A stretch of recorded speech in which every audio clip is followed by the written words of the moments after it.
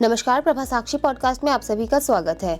आज के इस पॉडकास्ट में बात करेंगे कि देश में एक और नई पॉलिटिकल पार्टी लॉन्च हो गई। 10 लाख लोग बिन बुलाए सभा में पहुंच गए, बदल जाएंगे सारे राजनीतिक समीकरण। तो आइए सुनते हैं आज के इस पॉडकास्ट को। लेकिन उससे पहले अगर आपने हमारे चैनल को सब्सक्राइब नहीं किया है तो जरूर कर लें, ताकि आप रोज ऐसे ही इंटरेस्टिंग और जानकारीपूर्ण पॉडकास्ट सुन सकें। साल 1992 जब रजनीकांत तब की मुख्यमंत्री जयललिता के पड़ोसी थे, पुलिस ने उन्हें इलाके में गाड़ी चलाने से रोका। रास्ते में जाम लगा हुआ था।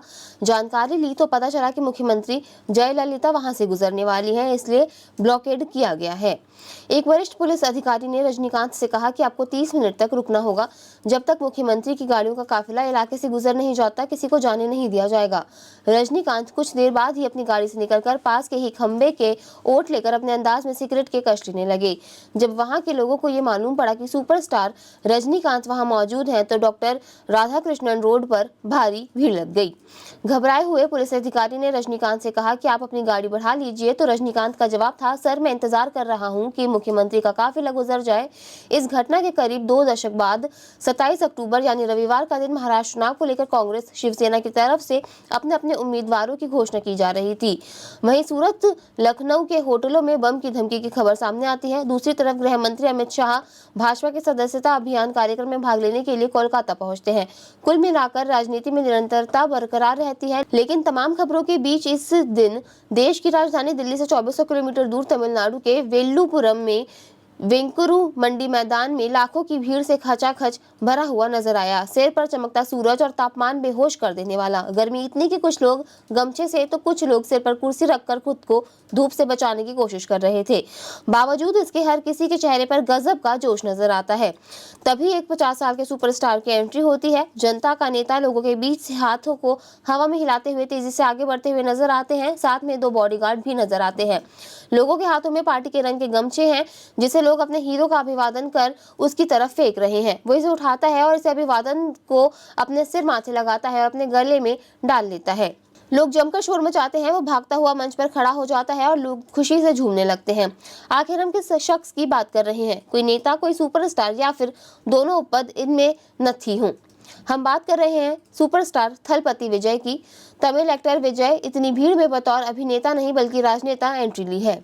सभा में पहुंचे कितने लोग? तमिल एक्टर थलपति विजय ने 2 फरवरी को एक पार्टी और तमिलगा वेत्री कजगम लॉन्च की थी। बीते दिन इस महासभा की चर्चा देश भर में हुई। पार्टी के पहले कन्वेंशन में आई भीड़ ने सबका ध्यान अपनी ओर खींच लिया। लोगों ने दावा किया कि इस सभा में 10 लाख से ज्यादा लोग पहुंचे। पार्टी के पहले सम्मेलन विजय ने पार्टी की विचारधारा से लेकर स्ट्रैटेजी तक सब कुछ बता दिया। कयास लगाए जा रहे हैं कि विजय 2026 में विधानसभा चुनाव भी लड़ेंगे। पार्टी की विचारधारा का अहम बिंदु धर्मनिरपेक्षता और सामाजिक न्याय है। टीवी के पेरियार के दिखाए रास्ते पर चलेगी। अपने घोषणा पत्र में विजय ने क्या कहा? राज्यपाल का पद हटाना, भ्रष्टाचार मुक्त प्रशासन बनाना, महिलाओं के लिए समान अवसर, जाति आधारित जनगणना करना, विधायकों के लिए आचार संहिता, धर्म, जाति, रंग आदि के आधार पर भेदभाव को दूर करना, अदालतों में प्रशासनिक भाषा के रूप में तमिल को बढ़ावा, केंद्र सरकार की जन विरोधी नीतियों का विरोध, तमिलनाडु के लिए 2 भाषा नीति, तमिलनाडु को नशा मुक्त बनाना, राज्य सूची के तहत शिक्षा को बहाल करना। विजय की स्पीच की 5 बातें। टीवीके के संस्थापक विजय ने द्रविड़ मुनेत्र कशगम और स्टालिन परिवार पर कटाक्ष करते हुए कहा कि सत्तारूढ़ दल के नेता जन विरोधी सरकार को द्रविड़ मॉडल सरकार कह रहे हैं। द्रविड़ मॉडल सरकार का संदर्भ द्रमुक अध्यक्ष और मुख्यमंत्री एम के स्टालिन के बार बार दोहराए गए बयानों से है। स्टालिन ने कहा था कि द्रमुक शासन का मॉडल समावेशी है, जो तमिल समाज के सभी वर्गों की भलाई सुनिश्चित करता है। विजय ने कहा कि यहाँ कुछ लोग राजनीति में प्रवेश करने वाले हर व्यक्ति को एक खास रंग में रंग रहे हैं, लोगों को मूर्ख बना रहे हैं, लेकिन पीठ पीछे सौदेबाजी में जुटे हैं। चुनाव के दौरान शोर मचाएंगे और हमेशा फांसीवादी की बात करेंगे और एकजुट लोगों में बहुसंख्यक अल्पसंख्यक का डर पैदा करेंगे। स्वार्थी परिवार द्रविड़ मॉडल के नाम पर तमिलनाडु को लूट रहा है। पेरियार व अन्ना के नाम का इस्तेमाल कर रहा है, जो हमारा राजनीतिक दुश्मन है। यह विचारधारा का नाटक करेंगे, संस्कृति रक्षक का चोला ओढ़ेंगे। इसका कोई चेहरा नहीं है, बल्कि केवल मुखौटा है। मुखौटा ही चेहरा है। भ्रष्ट पाखंडी हमारे बीच है और वर्तमान से हम पर शासन कर रहे हैं। टीवीके की एक दुश्मन विभाजनकारी ताकतें हैं, जबकि ऐसी भ्रष्ट पाखंडी दूसरे दुश्मन है। टीवीके द्रविड़म और तमिल राष्ट्रवाद को अलग अलग नहीं मानता। मैं यह एक्स्ट्रा सामान के रूप में नहीं आया हूं। मैं तमिलनाडु में एक प्रमुख ताकत बनना चाहता हूं। पार्टी सामाजिक न्याय और महिला सशक्तिकरण पर द्रविड़ आइकन पेरियार की नीति को अपनाएगी। तमिल को अदालतों और मंदिरों की भाषा के रूप में मान्यता दी जानी चाहिए। यह केवल भाषा का प्रश्न नहीं है, बल्कि तमिलनाडु की सांस्कृतिक विरासत को पुनर्जीवित करने का अभियान है। हमारी पार्टी 2026 के विधानसभा चुनावों में सभी 234 सीटों पर चुनाव लड़ेगी। एमजी रामचंद्रन। 1981 में एक फिल्म आई थी नसीब, जिसका गाना है जिंदगी इम्तिहान लेती है। लेकिन मुरुदुर गोपालन रामचंद्रन ने अपनी जिंदगी के सफर में एक नहीं बल्कि 2 इम्तिहान दिए। पहले तो फिल्मी दुनिया से सियासत में कदम रखने के बाद मित्र के दुश्मन बन जाने और दोस्त से ही गाली खाने का, फिर तमाम झंझावतों से जूझते हुए तमिलनाडु के सीएम की कुर्सी पर पहुंचने के साथ ही भारत रत्न तक से नवाजा जाना। एमजीआर के नाम से फेमस मरुदुर गोपालन रामचंद्रन ने एक अभिनेता के तौर पर ही नहीं बल्कि राजनेता के तौर पर भी लोगों के दिलों पर छाए रहे। साल 1953 में एमजीआर सीएन अन्नादुरई के नेतृत्व वाले द्रविड़ मुनेत्र कड़गम में आ गए।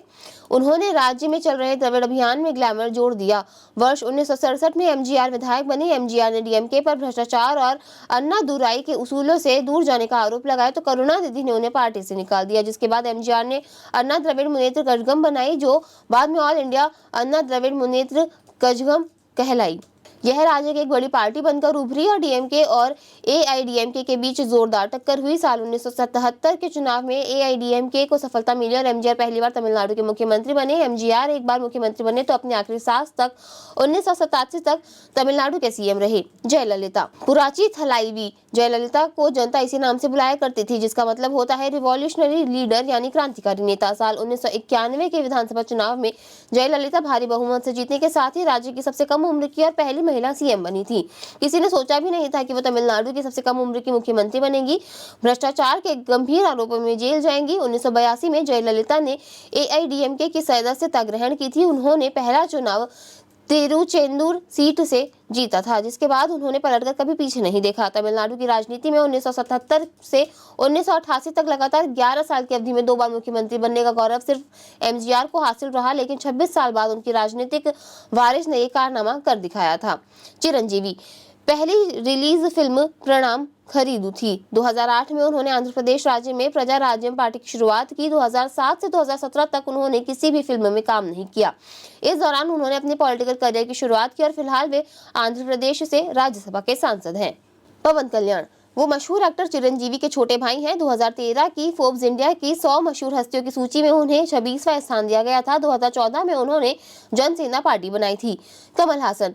कमल हासन ने 2018 में मक्कल निधि माइम की स्थापना की थी। उनकी पार्टी 2 चुनाव लड़ी, मगर न तो लोकसभा न ही विधानसभा में खाता खुला। 2019 में उन्होंने अपनी पार्टी के टिकट पर 37 कैंडिडेट उतारे थे, मगर एक भी प्रत्याशी जीत नहीं सका। 2021 के तमिलनाडु विधानसभा चुनाव में कमल हासन ने 180 सीटों पर प्रत्याशी उतारकर डीएमके, कांग्रेस और एआईडीएमके को चुनौती दी। उनके अधिकतर प्रत्याशियों की जमानत जब्त हो गई। खुद कमल हासन कोयम्बटूर साउथ सीट से बीजेपी कैंडिडेट वांथी श्रीनिवासन से हार गए। आज के लिए इतना ही। अगले पॉडकास्ट में किसी और मुद्दे पर देंगे आपको विस्तृत जानकारी। तब तक के लिए जुड़े रहे प्रभा साक्षी के साथ।